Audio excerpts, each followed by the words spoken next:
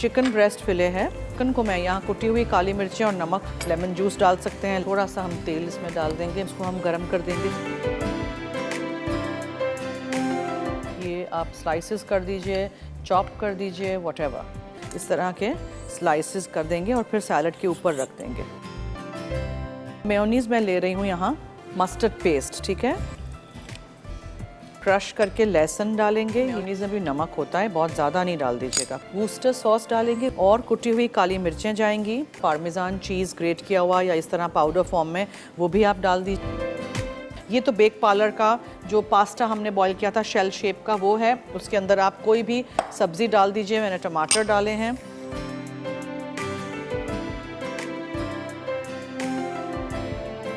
उसके ऊपर ये चिकन चली जाएगी और क्रोटॉन्स चले जाएंगे।